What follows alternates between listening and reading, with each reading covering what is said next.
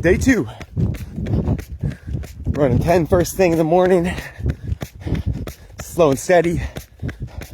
Speed drill, 6-minute mile sprints later on today. And today's family fun message is going to be an encouraging one. You're going to want to hear it. So I'm going to go ahead and ask a question. Have you ever tried to get in shape?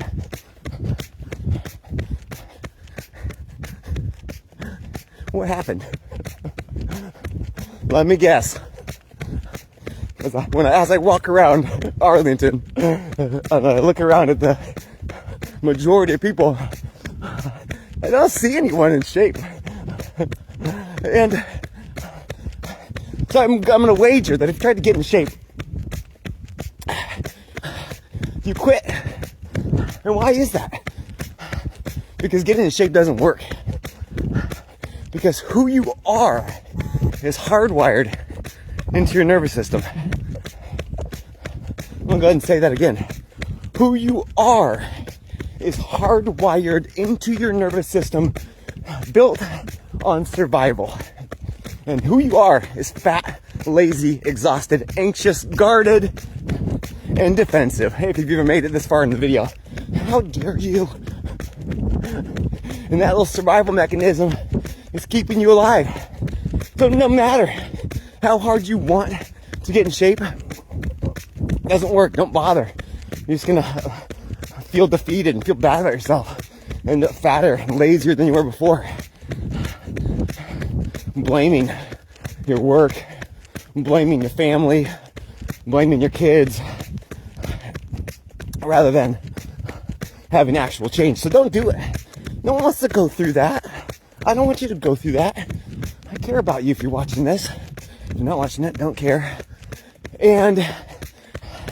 But instead, what if we approach this at a different angle?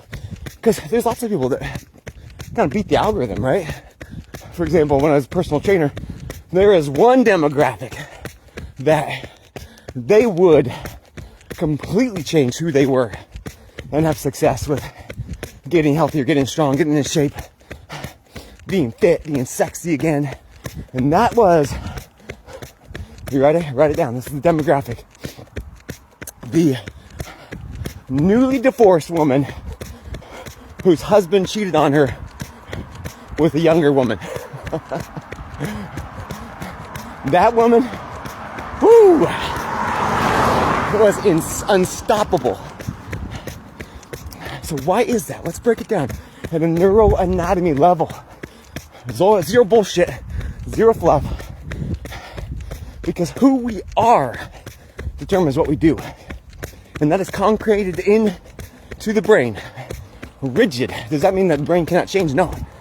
But it takes a high level of emotional energy to change that wiring. And then it requires immediate action. So with the newly divorced woman who got cheated on by a younger woman. And by the way, let's go ahead and talk about why guys do this. It's because men are weak. And they want to feel strong. Because they were told their entire life to be strong. But they were also told to be smart. And that's a little bit tricky for our simple little primate brains, isn't it? Because smart people do things efficiently. In order to be strong, you have to do things the hard way. In order to create adaptation, in order to become stronger. So, enter in a picture, bored man, girl that gives him somewhat attention. He gets to feel strong. Easy peasy, lemon squeezy. And now this woman is filled with immense hurt. And so, if she chooses, there's two roads to go down. Road number one, feel bad for herself, feel hurt, sad, deserving of it. And road number two, and that what happens then? They just continue to get fatter, get more exhausted, be more guarded, more anxious. But rule number 2 is say, oh, hell no. That is not who I am going to be. That is a power that is unstoppable. Let me tell you, first-hand experience. No one works harder. So, how do we create this within ourselves? If getting in shape doesn't work, because who you are is someone who's not in shape, lazy. If you don't feel negative about the word lazy, just say energy efficient based on survival. Lazy. You don't need endurance because you haven't developed any endurance, because we sit on our screens all day long and sit in front of screens all day long. It's who you are.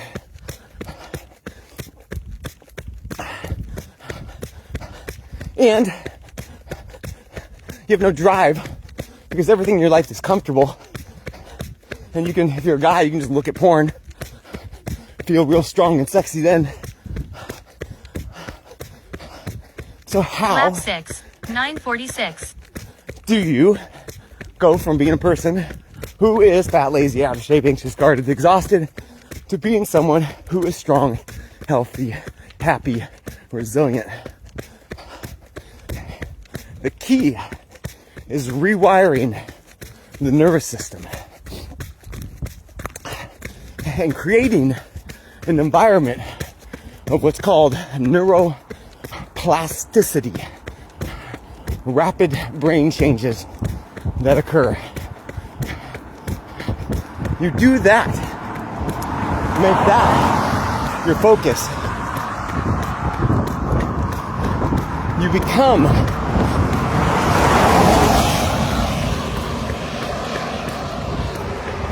a different person before your body knows it. You are a person that has endurance, that has strength, that has resilience, because you reprogram your nervous system to be that. This is not manifesting. I gotta get back. Manifesting is initiating a feeling, a state change, and then associating that with all the good things around you in your life. This is literally changing your brain in order to then have your brain tell your body to be differently. And let me tell you what this feels like.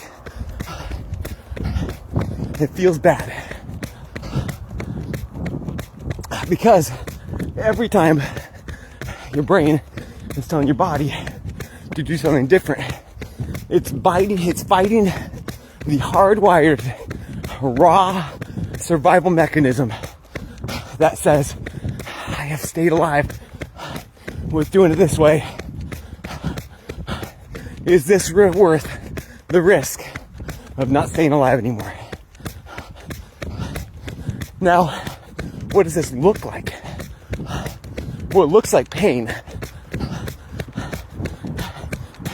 And right now we have a world that you get free access to medical doctors. Pretty much. So oftentimes what happens is people have pain. What do? They go to the doctor. The doctor pushes on the area. They examine it. Now what you have is itis, tendonitis, bursitis, solitis, whatever it is. You just gotta take it easy. Rest, ice it, here's some NSAIDs, some drugs to feel better. And then you can get back after it again. And so, at this point, my general understanding is that 100% people will do what the person tells them to do if the answer is do less. Because it allows that nervous system to revert back to that survival mechanism of stay the way you are, because this is how we survive. So you might say, well, maybe it is an injury. It 100% is an injury. And when you rewire your nervous system, that